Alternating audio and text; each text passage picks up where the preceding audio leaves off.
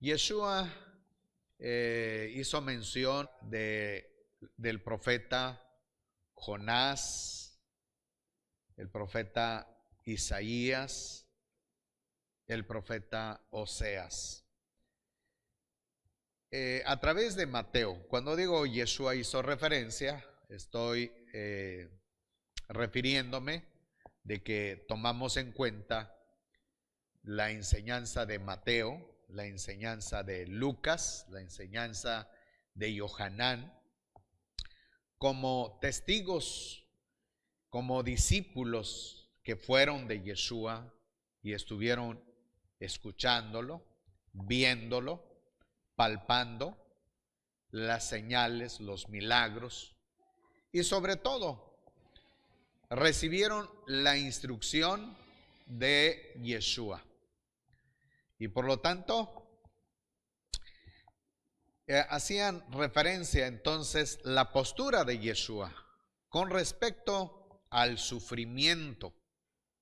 Primeramente, su ministerio y luego el sufrimiento,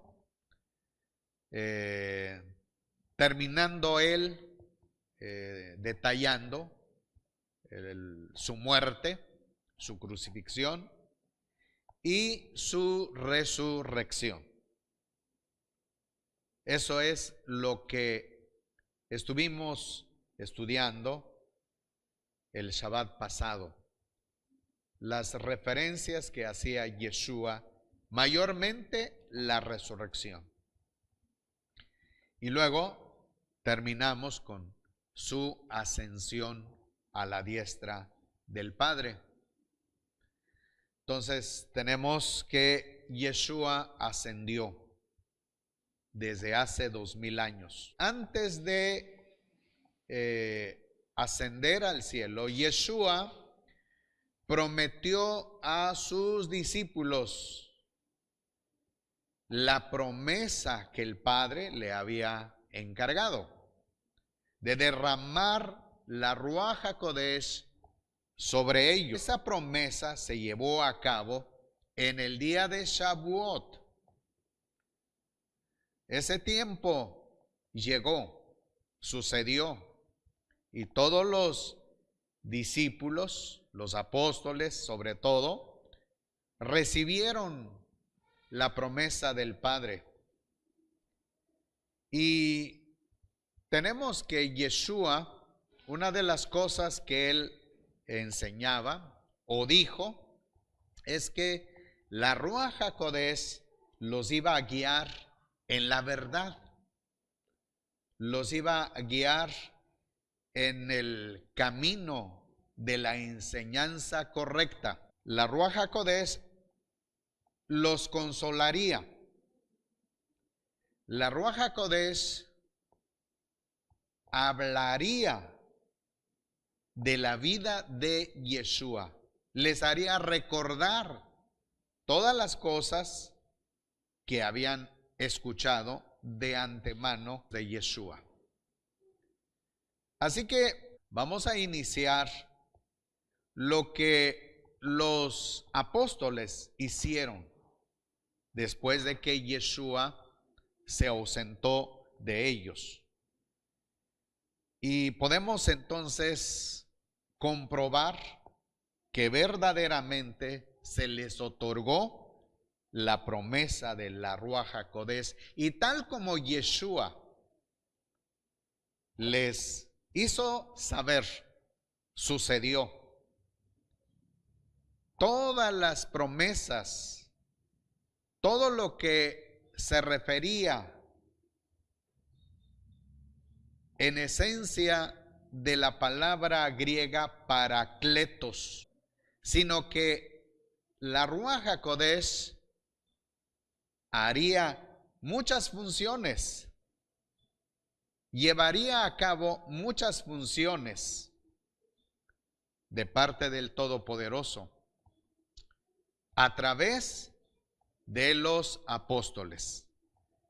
Así como Yeshua lo dio a conocer, Yeshua estuvo instruyendo a sus discípulos todas las funciones que haría la Ruach HaKodesh en ellos.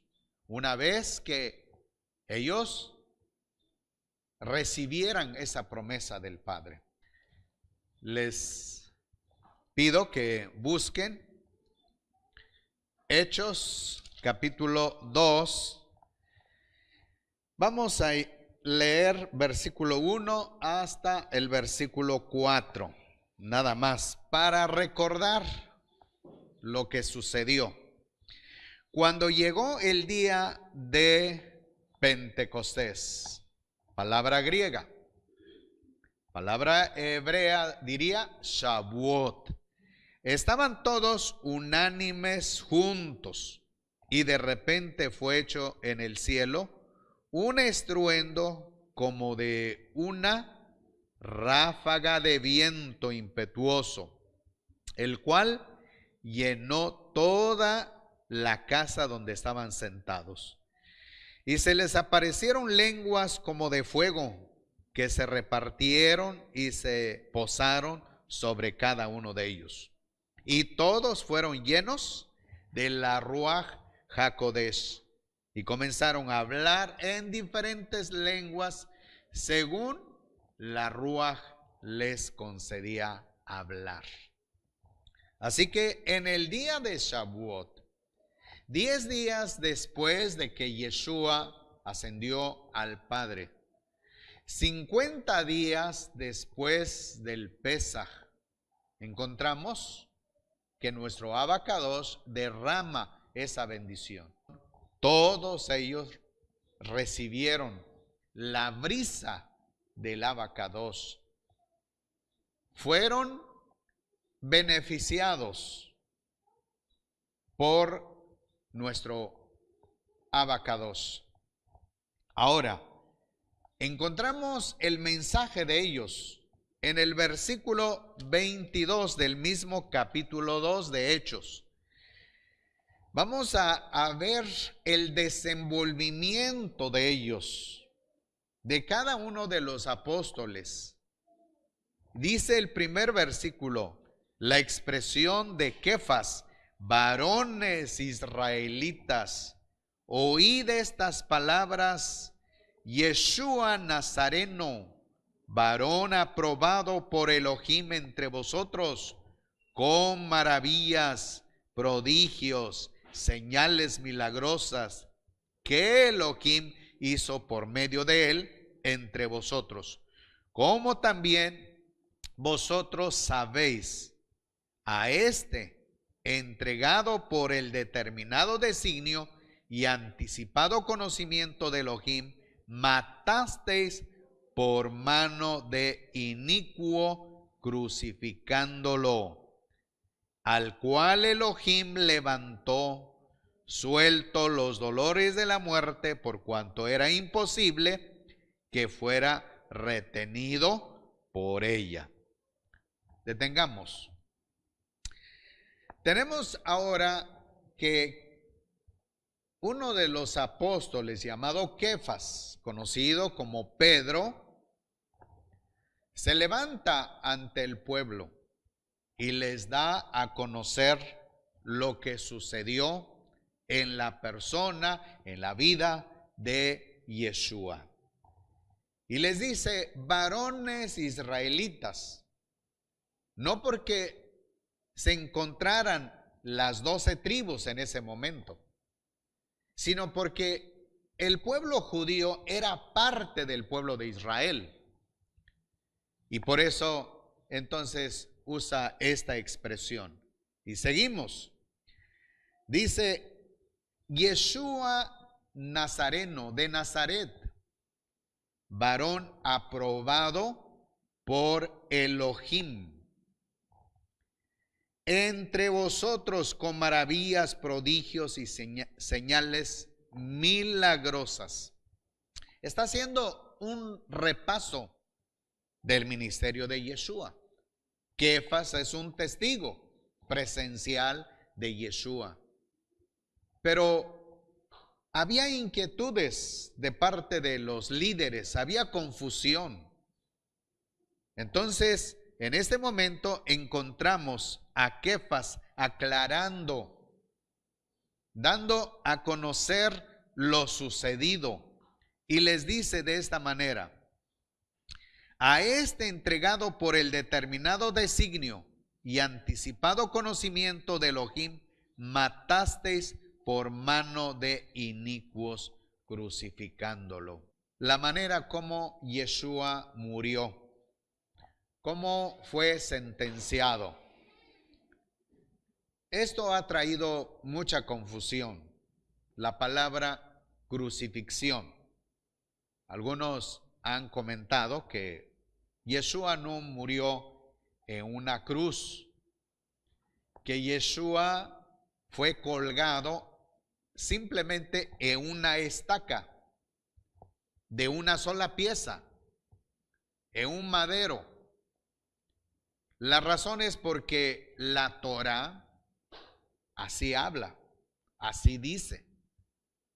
En el libro de Deuteronomio encontramos el mensaje de nuestro Abacados con respecto a lo que sucedería al Mashiach en el futuro. Y dice: maldito es el que es colgado en un madero. Es decir, la maldición recae sobre el individuo que no cumpliera todos los mandamientos del Abacados y con alevosía violara los mandamientos. Así que una vez que se le diera sentencia a esa persona, a ese individuo entre los hijos de Israel, delante de los jueces, delante de los ancianos, sería llevado en la estaca.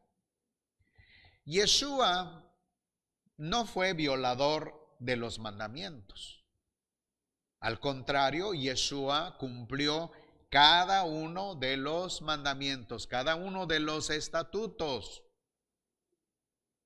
Entonces, ¿por qué fue sentenciado a muerte?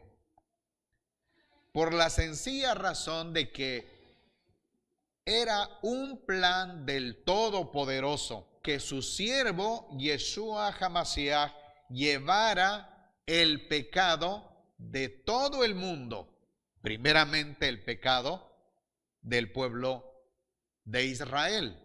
No porque él haya violado los mandamientos del Eterno, sino porque el pueblo, la nación de Israel, estaba condenada porque toda la nación había ofendido al Todopoderoso, había violado cada uno de los mandamientos. Pero el Todopoderoso no permitió la destrucción total del pueblo, sino que expuso la vida de su siervo, Yeshua HaMashiach.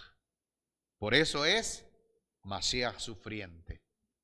Así que era un plan de parte del Todopoderoso. Ahora, ¿por qué decimos que fue en una cruz? ¿Por qué no fue en una estaca? Muy bien, porque los que lo juzgaron ciertamente fueron la autoridad rabínica, los ancianos, los sacerdotes, los líderes entre los judíos de aquel entonces. Pero ellos fueron los autores intelectuales. Ahora, no fueron todos los líderes. Hubo líderes que no participaron, no dieron su voto en contra de Yeshua. Tal es el caso de Nicodemo, por decirlo, y así otros líderes. Pero la mayor parte de los líderes de aquel entonces condenaron a muerte a Yeshua. Ahora, ¿quiénes fueron los autores materiales? Los romanos. porque el imperio romano estaba controlando la tierra de Israel en aquel entonces. Ahora, ¿los romanos conocían la escritura? ¿Los romanos seguían la Torá? No.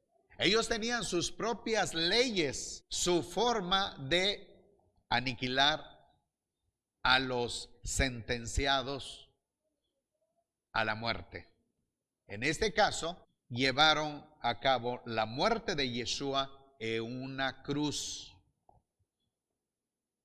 Ya los romanos usaban la cruz desde tiempos antiguos para sentenciar a aquellas personas que iban contra el imperio mismo.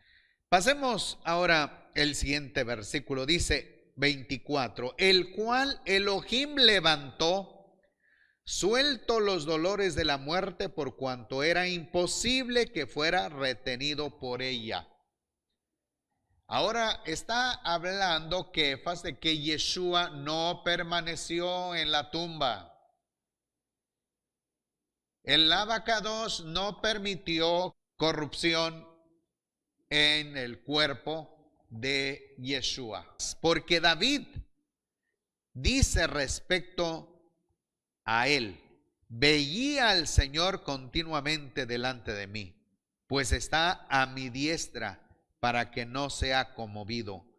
Por esto mi corazón se alegró y mi lengua se regocijó en extremo, y aún mi carne también descansará en esperanza. Pues no abandonarás mi alma en el Hades, ni permitirás que tu Kadosh, textual y Reina Valera dice santo, quiere decir que es un ser apartado del mal. Es un ser que le pertenece al Abacados. No permitirás que tu Kadosh vea corrupción. Me hiciste conocer los caminos de vida. Me llenarás de gozo con tu presencia. Varones hermanos, se os puede decir con franqueza acerca del patriarca David, que no solo murió, sino que también fue sepultado, y su sepulcro está con nosotros hasta este día. Pero siendo un profeta y sabiendo que Elohim le había jurado sentar en su trono al fruto de sus lomos, es decir, un descendiente de David, previéndolo, habló acerca de la resurrección de ¿quién? Del Mashiach. La profecía de David, es decir, los escritos que se hallan en los salmos, contienen la muerte y la resurrección del Mashiach. Esta es una verdad fundamental. Claramente los profetas dieron a conocer que el Mashiach moriría, pasaría experiencias trágicas, difíciles en la vida, pero finalmente nuestro Abacados lo resucitaría. Por eso tenemos que apegarnos a la palabra, a la profecía, con respecto de que Yeshua sí cumple las características mesiánicas. Y primeramente, el Mashiach sufriente, que sufre, que muere, que resucita. Y el Mashiach que vive, que está a la diestra del Padre. Todo está contenido en el libro de los Salmos, mayormente, que hacen referencia sobre la vida de Mashiach. Ahora, dice a continuación, versículo 32, a este Yeshua lo ha resucitado Elohim, de lo cual todos nosotros somos testigos. Kefas y todos los demás apóstoles que estaban con él eran testigos presenciales, testigos claves Ahora, es imposible, humanamente hablando, hubieran hablado así sin la ayuda de la Ruach HaKodesh. No hubiera sido posible. Así que el Eterno prometió a Yeshua de que Él derramaría su Ruach HaKodesh sobre ellos. Y la función de la Ruach HaKodesh se aprecia, se percibe, se observa en este momento, cuando vemos los discípulos, según las aclaraciones de los líderes, decían, hombres sin letras, hombres sin el conocimiento rabínico. Y observemos cómo Kefas se desenvuelve. Empieza a narrar las profecías, comentando las profecías con respecto a la vida de Yeshua HaMashiach. Quiero volver otra vez, versículo 3. Porque no subió David a los cielos, pero él mismo dice, dijo el Señor a mi Señor, siéntate a mi diestra ¿hasta qué? Hasta que ponga a tus enemigos por estrado de tus pies. Esa expresión se refiere a un lapso de tiempo prolongado. ¿Por qué digo prolongado? Porque desde que Yeshua ascendió han pasado más de 1900 años. Y aún todavía no ha llegado el tiempo en que todos los enemigos del Eterno, todos los enemigos de la Torah, vayan delante de Yeshua a reconocerlo como el Rey. Eso sucederá cuando Yeshua HaMashiach regrese otra vez. Eso tenemos que entender. Hasta que ponga a tus enemigos por estrado de tus pies. Se trata de que Yeshua HaMashiach una vez esté en la tierra y todos los enemigos del Eterno, de la Torah, de Yeshua, sean exhibidos públicamente y derrotados. Eso es lo que nos hace referencia. Ahora dice versículo 36, sepa pues con certidumbre toda la casa de Israel que a este Yeshua a quien vosotros crucificasteis, Elohim lo hizo Señor y Mashiach. Es decir, en este momento el Eterno exaltó a Yeshua y le ha dado el título de Adón Mashiach, Señor Mashiach. Yeshua durante su ministerio no exhibió este título, solamente en una manera parcial aclaró esto a sus discípulos. Cuando les dice, ¿qué dice la gente? ¿Quién soy yo? Entonces los apóstoles, los discípulos decían, bueno, la gente dice que pues eres alguno de los profetas, Jeremías, Elías. Y Yeshua dice, ¿y vosotros qué decís? ¿Quién soy yo? Uno de ellos dijo, tú eres Yeshua HaMashiach, el Hijo de Elohim viviente. Yeshua en muchas ocasiones les dijo a sus discípulos, pero no digáis a nadie nada de esto. Porque él esperaba que el Abacados lo exaltara. Y ahora en este momento encontramos a Kefas diciendo que el Abacados ha declarado a Yeshua como Adón y Mashiach. Esto es interesante. Así que en este momento entonces estamos viendo la enseñanza de los apóstoles. Una vez que habían recibido la promesa de la Ruach HaKodesh, la verdad estaba en sus labios. No había duda. No tenían que hacer nada. No tenían que documentarse. Gracias al Todopoderoso, por medio de su Ruach HaKodesh, ahora vemos la verdad, tal como Yeshua les prometió. La Ruach HaKodesh los guiará a toda la verdad, porque hablará de mí. Él los hará recordar todas las cosas que habéis visto, que habéis escuchado de mí. Y esto es lo que vemos, y esto es lo que observamos. El resultado del día de Shavuot.